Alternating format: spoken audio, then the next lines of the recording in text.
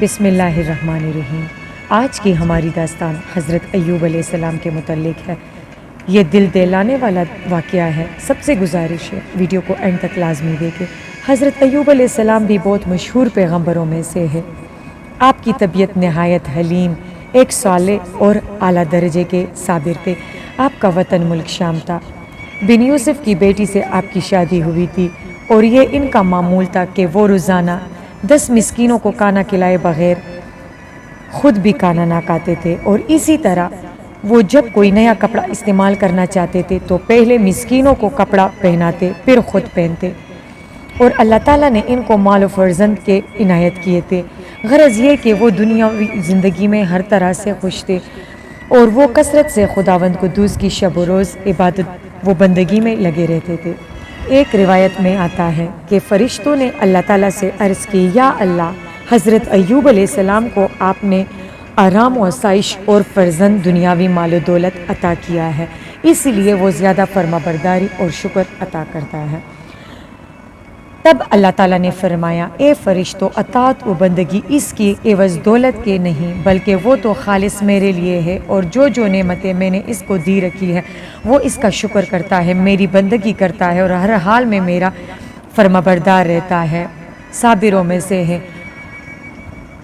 تب اللہ تعالیٰ نے کہا، یاد رکھو جس طرح وہ میرا اس وقت فرما بردار ہے، حالت فقیری میں اس سے زیادہ میرا فرما بردار ہوگا۔ روایت ہے کہ حضرت ایوب علیہ السلام نے بذات خود برائے آزمائش کے بلا مصیبت اپنے اوپر اللہ تعالیٰ سے مانگ لی تھی، تاکہ پریشانی کی حالت میں زیادہ سے زیادہ اپنے رب کا شکر ادا کرے اور مجھے میرا پروردگار صابروں میں شامل کرے اور میں بہت زیادہ ثواب عظیم کا مستحق ہو جاؤں۔ بذریعہ وحی کہ حضرت ایوب علیہ السلام کو بتایا گیا، اے ایوب، تم مجھ سے صحت و تندرستی مانگنا بجائے اپنے لیے رنج اور بلا طلب کی۔ حضرت ایوب علیہ السلام نے اپنے پروردگار سے مدبانہ عرض کی کہ اے میرے رب، میرے لیے مصیبت تیری بہتر ہے، صحت اور عافیت سے پس بخواہش اپنی مرضی مرض میں گرفتار ہوئے۔ مرض الہی سے ان کے تمام بدن میں پپولے پڑ گئے اور پھر ان میں کیڑے بھی۔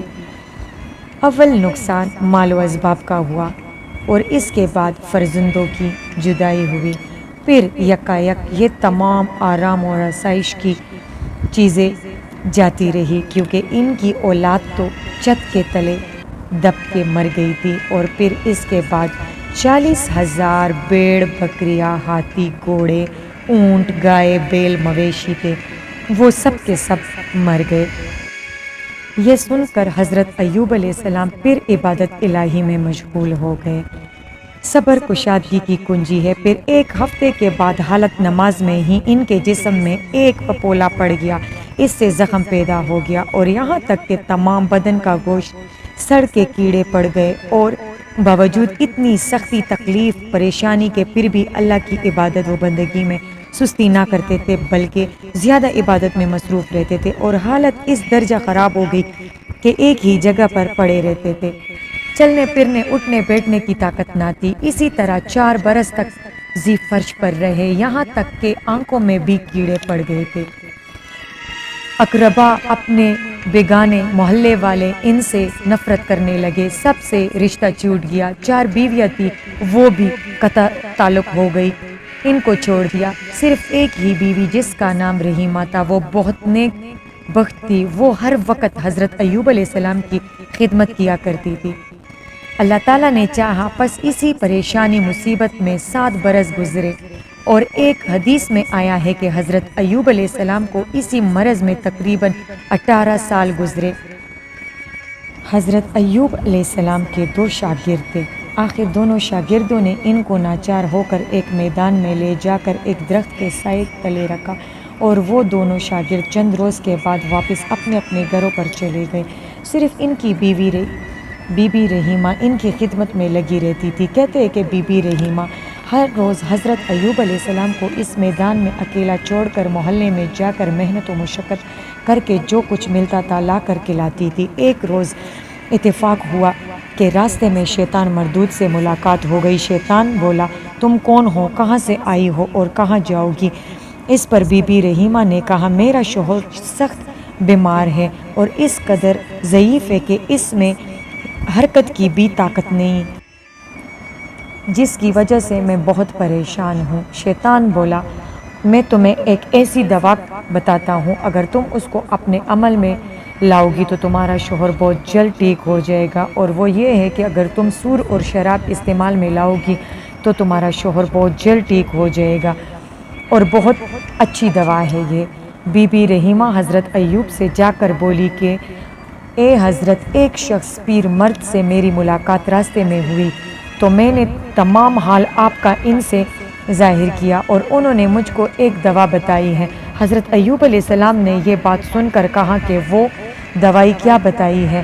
وہ بولی، اگر آپ شراب اور سور کے گوشت کو استعمال میں لائیں گے تو فوراً آرام ہو جائے گا۔ یہ بات سن کر حضرت ایوب علیہ السلام بی بی رحیمہ پر بہت سخت غصہ ہوئے اور کہا، اے رحیمہ، تم مجھ کو گنہگار کرنا چاہتی ہو۔ اسی وقت حضرت ایوب علیہ السلام قسم کھا کر بولے کہ اگر میں آرام پاؤں گا، بالکل ٹھیک ہو جاؤں گا، تو میں تم کو 100 لکڑیاں ماروں گا، کیونکہ تم نے ایسی بات۔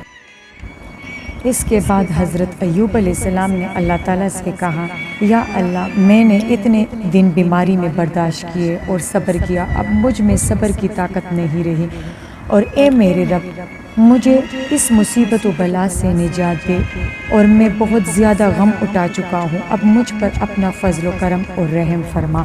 اللہ تعالیٰ نے حضرت ایوب علیہ السلام کی دعا کو قبول کیا، اور حضرت جبرائیل علیہ السلام حضرت ایوب علیہ السلام کے پاس آئے اور کہا کہ اپنا ایک لات مار لے۔ جب حضرت ایوب علیہ السلام نے لات ماری تو اس سے ایک چشمہ جاری ہوا۔ حضرت جبرائیل علیہ السلام نے فرمایا، اس چشمے کے پانی سے نہاؤ اور یہ پانی پیو، اس سے اللہ تمہیں بالکل ٹھیک کر دے گا۔ حضرت ایوب علیہ السلام نے بالکل ویسے ہی کیا۔ جب اس چشمے کے پانی سے نہایا اور ٹھیک ہوا تو بالکل تندرست ہو گئے اور پہلے سے بہت زیادہ خوبصورت۔ حضرت ایوب علیہ السلام کی اولاد جو چھت کے تلے دب کے فوت ہو گئی تھی، اللہ تعالیٰ نے ان کو بھی حضرت ایوب علیہ السلام کو لوٹا دیا، اور باقی اولادوں سے بھی اللہ تعالیٰ نے نوازا، اور حالت بیماری میں جو قسم کھائی تھی کہ جب میں تندرست ہو جاؤں گا تو اپنی زوجہ کو 100 لکڑیاں ماروں گا، چاہا کہ اس کی ادائیگی کروں۔ حضرت جبرائیل علیہ السلام نے آ کر اللہ کے حکم کے تحت ان کو منع فرمایا اور کہا، اے ایوب، زوجہ رحیمہ تمہاری سزا کے مستحق نہیں، تم اس کو رنج مت پہنچاؤ، کیونکہ تمہاری باقی عورتیں تمہاری بیماری میں ساتھ چھوڑ گئی تھی، صرف بی بی رحیمہ ہی تمہاری تیمارداری میں لگی رہی۔ اس کو حقیقی شریک حیات مانو، کیونکہ وہ جس طرح تمہاری صحت و تندرستی میں شریک حیات رہی، ویسے ہی تمہاری بیماری میں ہر وقت تمہارے ساتھ رہی۔ حضرت ایوب علیہ السلام نے کہا کہ میں نے حالت بیماری میں قسم کھائی تھی کہ اس کو 100 لکڑیاں ماروں گا۔ یہ سن کر حضرت جبرائیل علیہ السلام نے کہا، ایک مٹہ سکوں کا لو جس میں 100 خوشے گندم کے ہو، اور وہ مارو صرف ایک دفعہ، تاکہ تمہاری قسم بھی پوری ہو جائے۔ امید ہے آج کا واقعہ آپ لوگ کو پسند آیا ہوگا۔ ویڈیو کو لائک کرنا نہ بھولیں، میرے چینل کو سبسکرائب کریں، اسی طرح کی اور اسلامی ویڈیوز دیکھنے کے لیے میرے چینل کو فالو کریں۔